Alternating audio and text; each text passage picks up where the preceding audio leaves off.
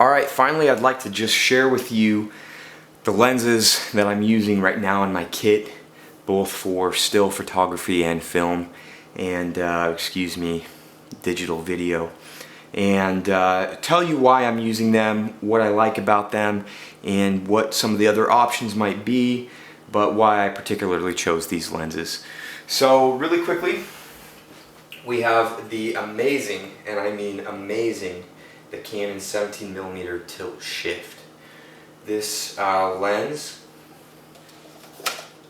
is extremely impressive. It's tack sharp as far as tilt shift lens go. The build quality is phenomenal. It's got obviously the little triggers here so you can just rotate the unit when you have it attached to your camera body. So you can tilt, shift, rotate. You got all the locks and knobs on it.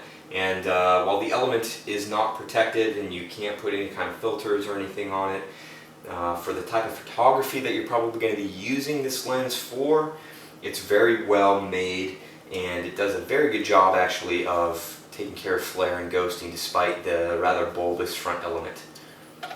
So I use this especially for vacationing, when I want to get that great architecture shot and I don't want those lines to converge. Just simply shift the image, tilt the image, whatever I need to do. I can adjust the plane of focus.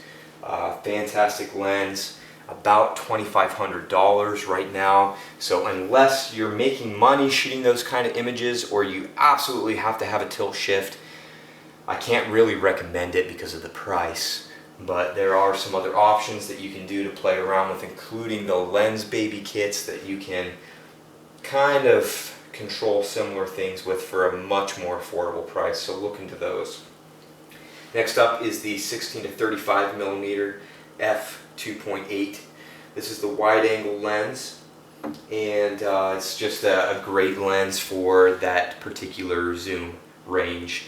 While the second version is a little sharper and a little better, there are some things about the first, I'm not going to go into them right here, that some people think are better. You can go onto the forums and explore those.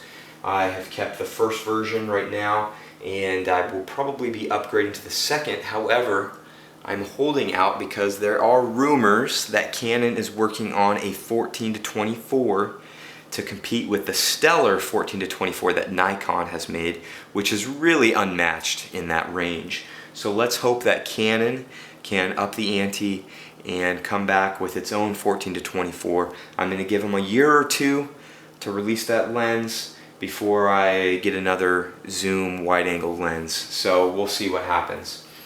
On the 5D Mark III itself, you'll see the 50mm f1.2L. This is Canon's just go-to lens if you love shooting with primes. The 50mm and the depth of field you get with that 1.2 is just fantastic.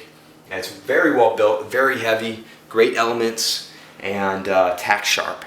You gotta nail that picture when you're shooting in 1.2 because the depth of field is so shallow that you may have problems. With this particular one, I've had to do some micro adjusting in the camera itself to make sure that what I'm trying to focus on and what the camera actually focuses on lines up.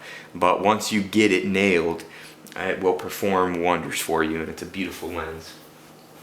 Next to that, you'll see the 85 f1.2. This is my go-to portrait lens. I use this in the studio all the time. It makes fantastic headshots. The one problem I have with this lens, actually I take that back, there's two. My two gripes with the 85 is the minimum focus distance. You have to be a decent distance away from your subject, and I wish sometimes that I could just get right up there with that short little stubby lens. You gotta pull back a little bit. That's something that bugs me. The other thing that bugs me is the slow autofocus. Now this is the version 2 of the 85mm f1.2, and it does autofocus faster, and it does autofocus even faster on the new 5D Mark III, and I imagine it would perform maybe even a hair better on the new 1DX, but I don't have one yet to test, so it's all speculation. But it does work well in the 5D3 and the 7D. Just expect it to perform a little slower than the typical L glass that you are playing with on your Canon equipment. Behind that, you'll see the 135 f2. This again is an awesome portrait lens, and it is so sharp. Canon has done an excellent job with a few of their lenses in making them razor sharp, and the 135 f2 is one of them. If you shoot portraits, if you do any kind of studio work like that, you should absolutely have that lens in your bag. Go sell whatever you need to right now and go get the 135 f2. You will not be disappointed. Everybody I know that shoots with that lens loves it, sleeps with it at night. They, put it in a plastic baggie and shower with it. They don't leave it out of their sight because it's that good. So highly recommend that. Then next to that, you say that's definitely not a Canon lens, and that's correct. This is the Tamron 24-70 f2.8 with vibration reduction, and it's got the ultrasonic motor in it. It focuses very fast. You can tell it's a high quality lens made by a third party, and it works very well with the Canon system. I've captured some amazing shots with that. I am so happy that I bought that lens. I've been waiting around for the new 24-70 II from Canon, and it hasn't come out yet. I know it's knocking at the door, but the reason I like this Tamron is you've got that built-in vibration reduction. A lot of people say, well, you don't need vibration reduction in that zoom range, in that focal range. Go buy the 24-105L f4 with vibration reduction if you want it, image stabilization.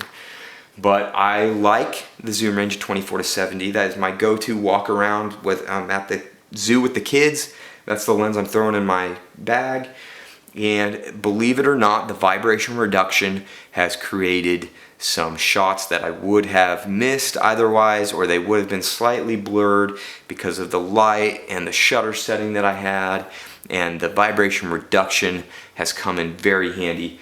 It's a very sharp lens. It's almost that L grade quality that you expect from a really expensive Canon lens.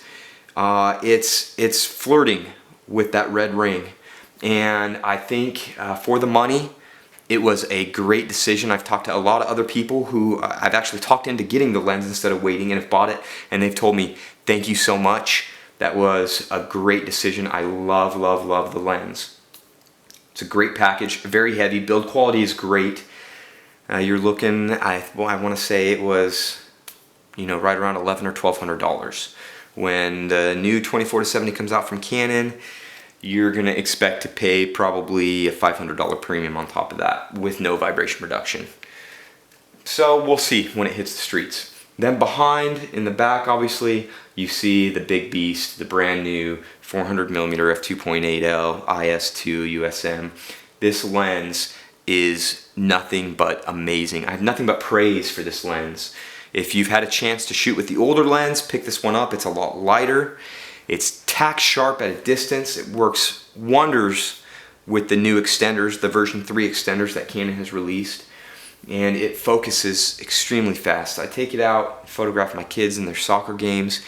You're gonna get some looks like, what the heck are you doing here? And you probably, if you're a shy person, you don't like conversation, you don't like people looking at you, don't get this lens, don't rent this lens, don't play around with it.